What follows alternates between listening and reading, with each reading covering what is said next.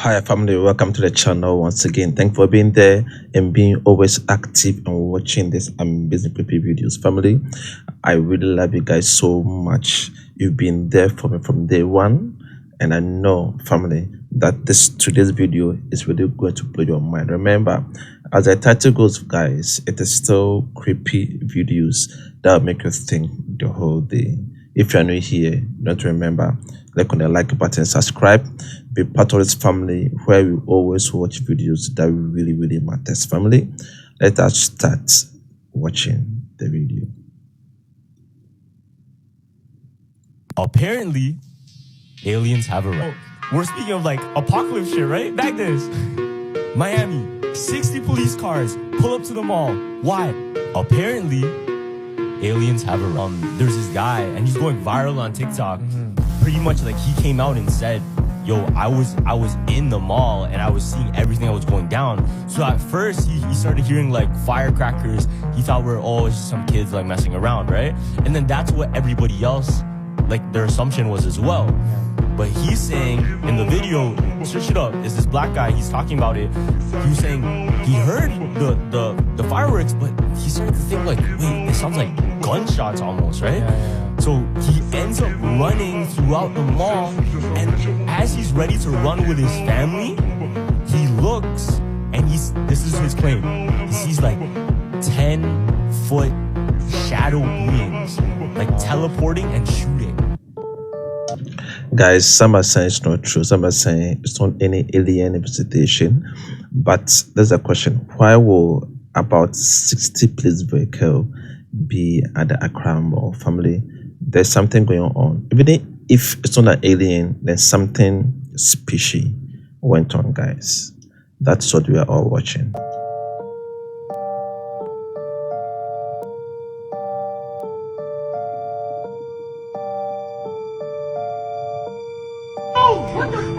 Yo, the sky is fucking blue! And then it turned off! Yo!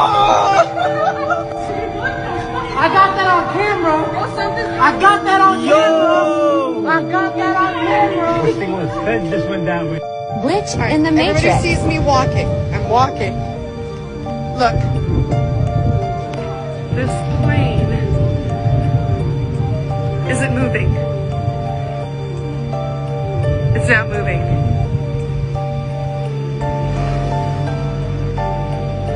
But it sounds like it's moving.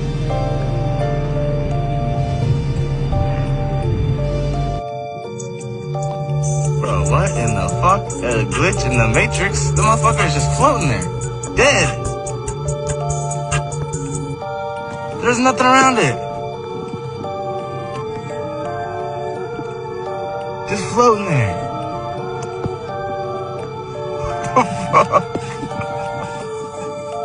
This video is currently the most terrifying on the dark web.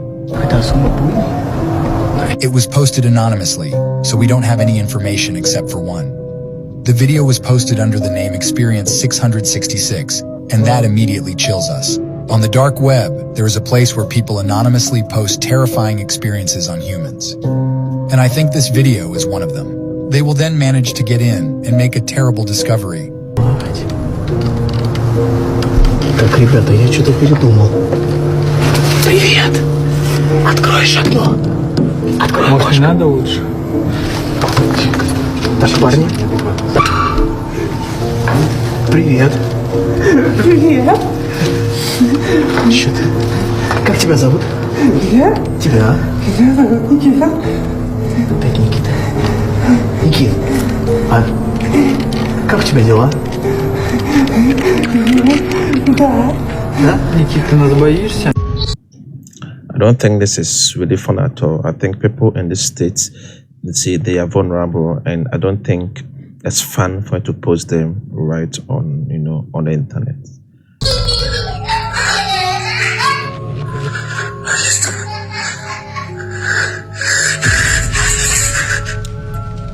They should disappear, guys.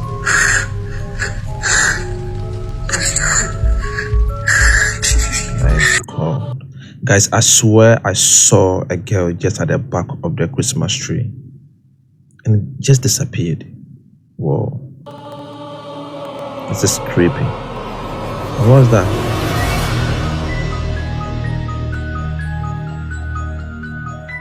Roseanne Barr, did you see what she said today? She said she doesn't see a 2024 election even happening in the United States. I don't think we're going to have no election. You want to bet money? I'll bet. How much? I'll bet big. I don't think we're going to have no election. $1,000. All right. Shake hands. I did not want to hear that. I mean, it's possible because if Russia does technically declare war or we declare war, then he can stay in. Right, he could declare martial law, or you could literally go into the War Powers Act, which then takes him out of the occasion, and then you have an entire emergency set up right now.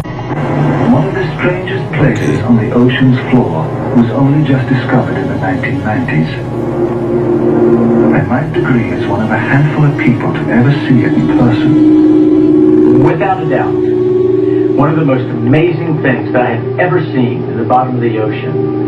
It was while filming for Blue Planet. It was in the Gulf of Mexico. And I noticed there's something out in the distance. Couldn't tell exactly what, but it looked like a dark band. And as we approached it, the dark band became a donut.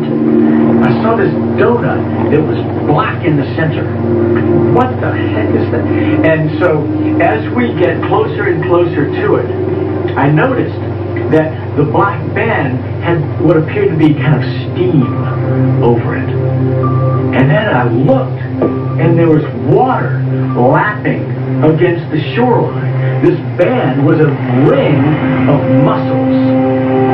And inside the ring of mussels was a lake. And it's like, wait a minute, I'm already underwater. We went out over the water in this lake and tried to descend in it and bounced off. It was so super saline and dense that the submarine couldn't go down in it. We literally bounced off, and as we bounced off, we sent ripples heading back to the shoreline. It was insane. So if the earth is Guys, flat, oh my god, sorry to pause the video, but that means that beneath the ocean, guys, is an entire new world. So they were deep in the ocean, and there's also a kind of a different land with a different sea and a shore. Well, guys, this is very creepy, guys. Very, very creepy. And amazing as well.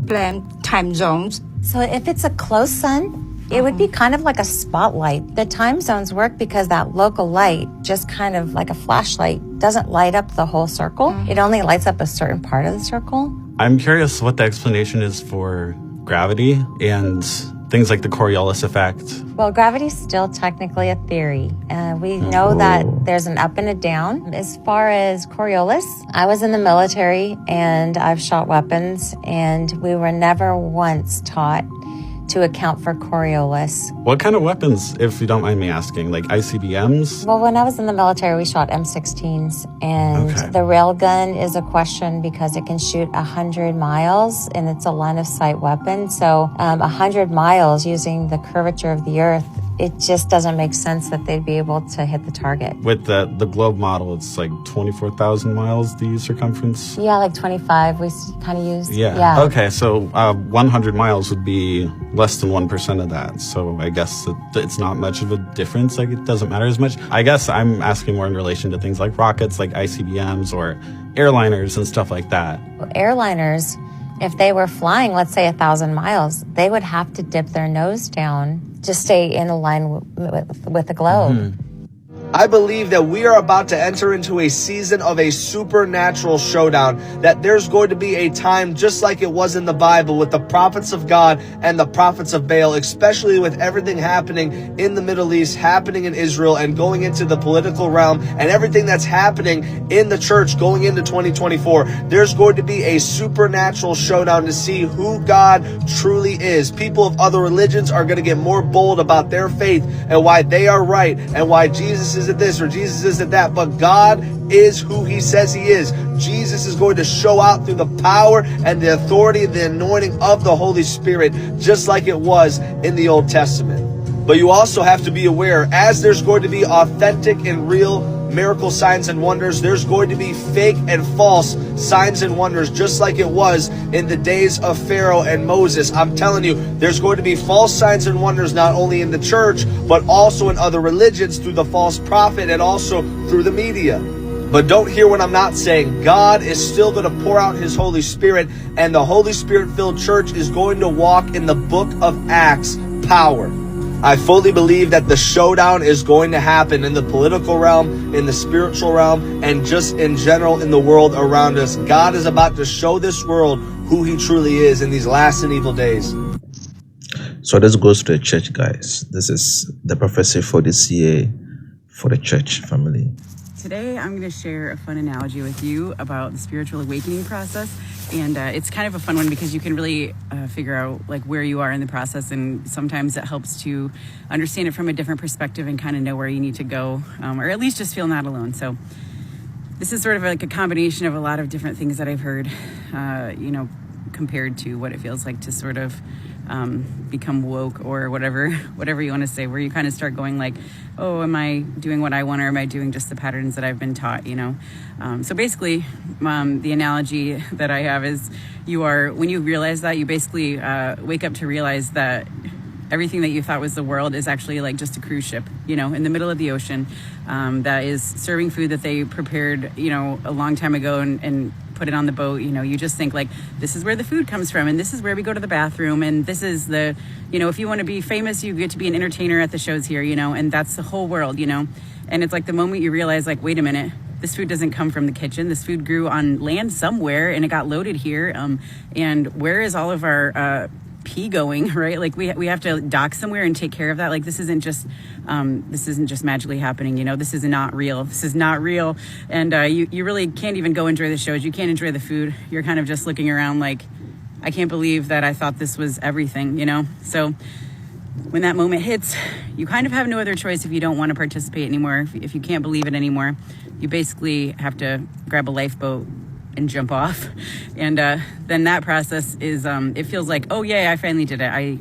I'm done, but it's actually just the beginning. So that's when you start to go down like a river and you start to go, I don't know, these rapids are getting kind of strong and I'm getting pretty far away from that cruise ship and I don't really know how to get my own food and I don't really know how to take care of myself. Maybe I should go back to that cruise ship, And I think there's definitely a point where a lot of us frantically start panicking and paddling back towards that cruise ship maybe a few times and going, wait a minute, what am I going to get when I get there? Do you want something real or do you want what that's not real? And what I did for a long time was like lay in that boat and go, okay, I have to surrender. Okay, I'm going to take these paddles, I'm going to throw them out, and then instead of like looking up and really surrendering and looking at the sky and waiting to see where it took me, I basically just shouted over and over again, like, I surrendered. I threw my paddles out. Look, there's the proof. I surrendered. Like, why isn't anything happening? Hello, what's the next step? I was just so busy kind of like trying to prove that I surrendered that I wasn't really waiting to see what was coming, So I don't know what comes next because that's where I'm at right now. So I do feel like I finally threw out the paddles and I'm kind of like looking up and, if what is coming is just this beautiful sky, and what I get to see today, then I'm going to be happy, just enjoying each moment, enjoying every single thing that comes your way on this river, and not fighting it and not trying to prove anything because it takes away from it. So I hope that was entertaining for you and helpful, and enjoy the snow if it's snowing where you are. It's so awesome. Whenever I'm about to get lit, I always think about the Aztec philosophy. See, Aztecs drink alcohol. Their drink of choice was pulque, not pulque, but you have to earn the right to drink. And when you finally earn the right, you could only have 4 drinks.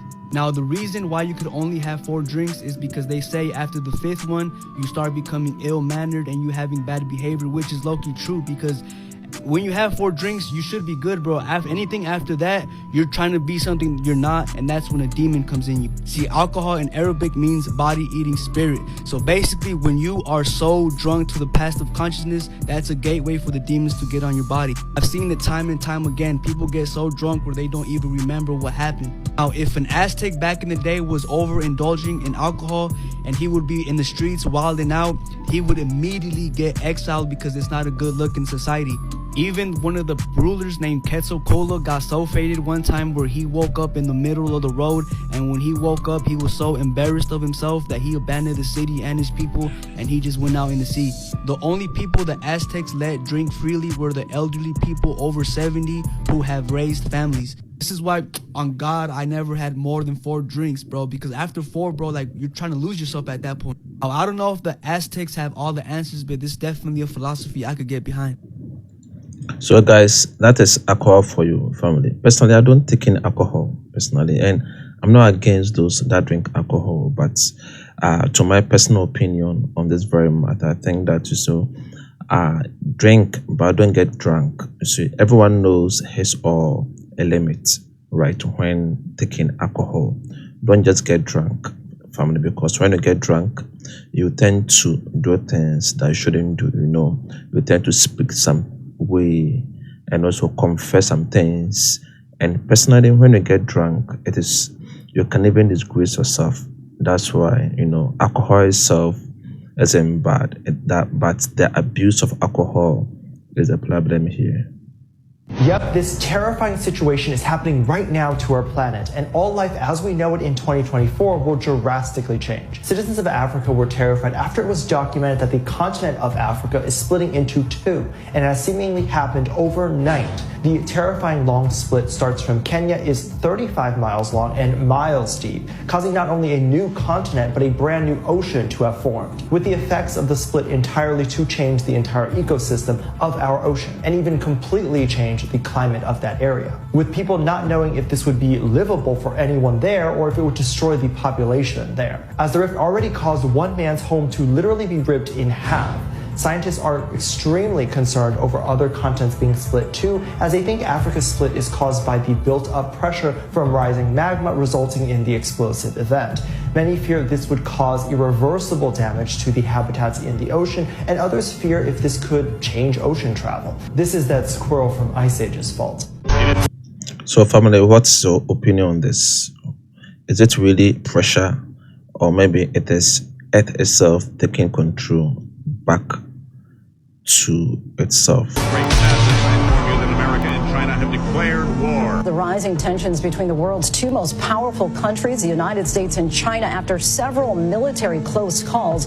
In the most recent incident, U.S. Indo-Pacific Command says a Chinese warship came within 150 yards of an American destroyer above the Taiwan Strait. These images were captured by Canadian broadcaster Global News. Tonight, both China and the U.S. are standing their ground. ABC's Elizabeth Schulze reports tonight from the White House.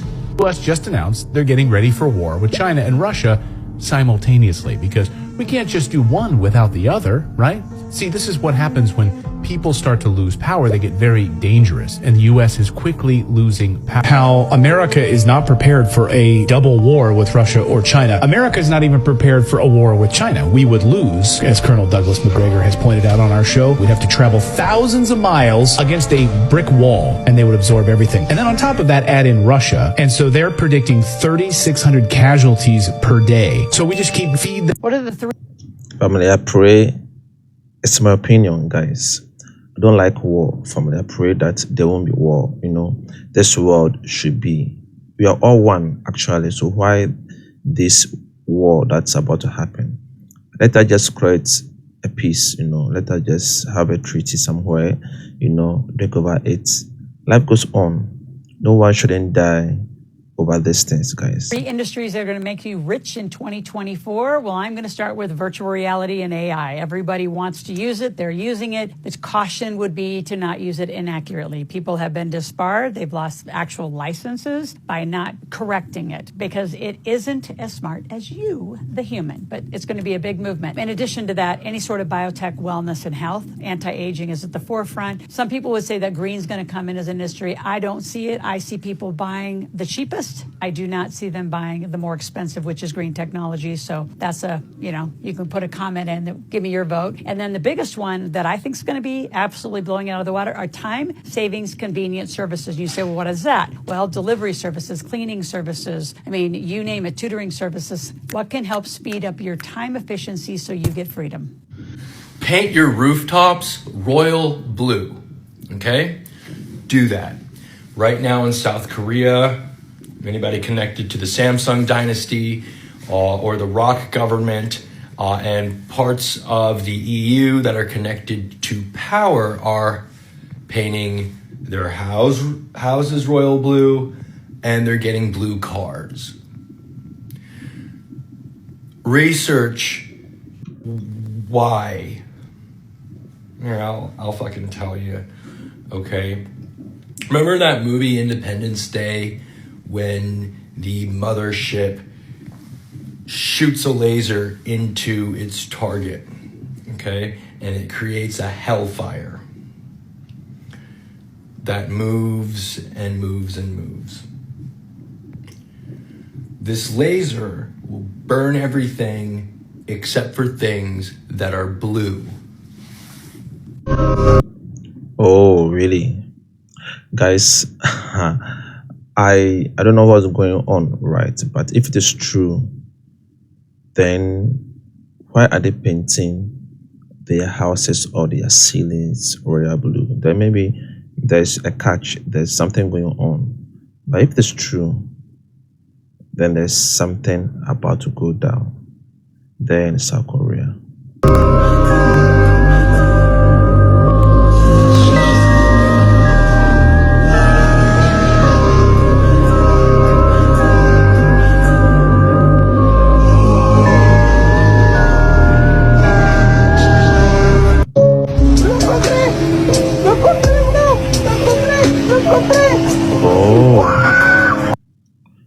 Guys, the boy just raised.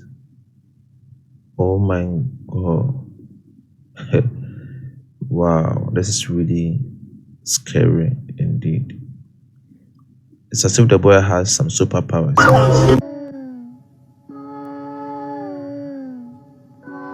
Watch that, guys. This video gives goosebumps, guys. Creepy videos I don't you like watch at night. spiders. He's not catching ball with you? Yeah. You need someone to play ball?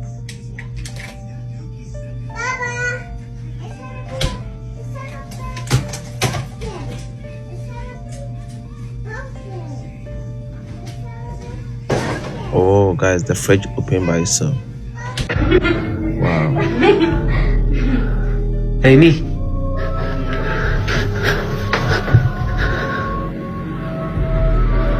Oh, guys, did you? My god.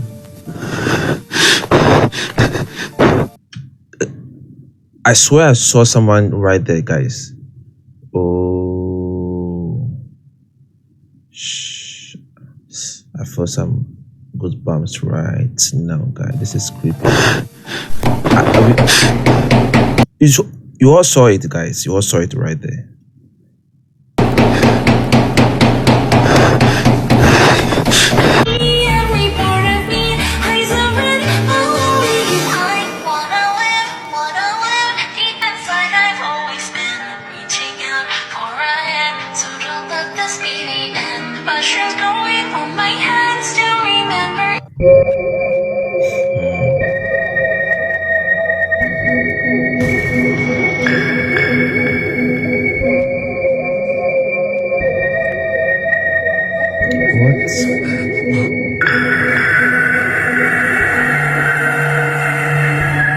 That's scary, guys.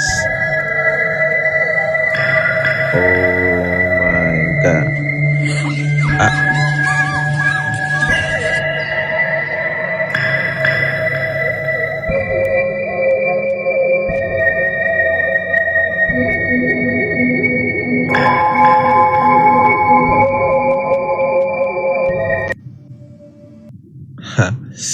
Wow.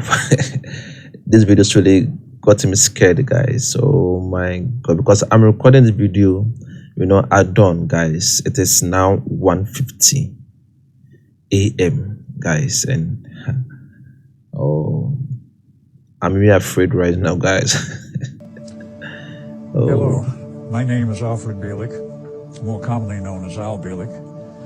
Original family name is Edward Cameron. I have been involved in the Philadelphia experiment, the Montauk Project, time travel, alien connections at the Montauk Project, and some other projects, all of which have been secret over the years, most of which have never been declassified. Why are you now coming out to tell us, guys? I wound up in the 28th century, and this was in a time period of 2749 to 2751 AD. Talk about changes in civilization, society, and everything else. It was drastically changed from what we saw in 2137, as this is now 600 years later. The cities were enormous. The cities were beautiful. They had ground-based cities, much as we have always had them, but they also had something else. Floating cities. Floating cities, due to anti-gravity techniques being perfected sufficiently that they could float an entire city, which was perhaps not as large as any of our current cities. It was round, or very nearly round, but it floated on this platform and they could move the city any place they wanted, remaining floating in the air, 4,000 or 5,000 feet above the ground perhaps, or a little less, depending on what they wanted. But the size of the city was vertical rather than horizontal, 2,200 stories high. That's about 2.5 miles. These cities could move anywhere on the planet. Basically, they stayed hovering and floating. Or if they didn't like a particular location, they moved somewhere else. There wasn't that much traffic in moving cities, I can assure you, because the world population in that era, the 28th century, was only 500 million, and I was instructed later that was where they had held it for centuries. There would be no more than approximately 500 million population. Some of the features of this, let's start from the political standpoint. As I learned, all of these cities, whether they're ground-based cities, which the majority were, because they had to do manufacturing, they had to have agriculture and various other things to supply the needs of civilization. But all of them, whether floating or ground-based, were rather interesting in their governmental form. They had essentially no government. There was no government as we know it today. There was no money, there was no banks, there was no political jurisdictions, and there was resolved down to what would be best called a city-state structure, where the city is the state, and any other cities from that one are independent and operate in their own independent manner. So that was the major change there. There was no elected government, there was no appointed government, there was no government as we had ever seen it in the past. As I found out, each city was run by an intelligent computer, synthetic intelligence, synthetic consciousness, a highly radioactive crystalline structure. Who built them, I had no idea. Nobody seemed to know, but they've been there for hundreds of years. And this computer ran the entire city. There were guidelines set down, there were law books, but no courts. There were guidelines set down as to how you're to behave, what your parameters were. Within these parameters, anything went. Anything was not considered kosher within this realm, this parameter limit, would be expressed as a yellow zone, i.e. a zone that you don't want to go into and you don't want to become involved in that type of behavior. If you got out into that area, you were given an invite for a reprimand to the computer, which there was one in every city, running each city. You would literally be called in for shall we say, an interview or an audience with the computer, and you would be advised that you had broken the law, but it wasn't considered a felony, it was a misdemeanor. A misdemeanor as such. If you were judged guilty, you were sent off to one of the work camps for whatever purpose they did in the work camps. Very much like today, I presume, where any kind of labor, menial or otherwise, had to be done was done. And that was compulsory, that was not voluntary. If you were called in because you had gone outside the yellow zone into what is called the red zone, which is basically what you would today call a felony offense, you were immediately called in for an interview. You were examined, looked at, talked to, and if the computer at that point thought that you were rehabilitable, that you could learn again to be sociable and within the social bounds of normalcy, you were given one more chance. If the computer decided that you were not capable of fitting into society, you were terminated right then and there. Now, there were other people who didn't feel like they could fit into the society, but had not yet committed any of the so-called offenses.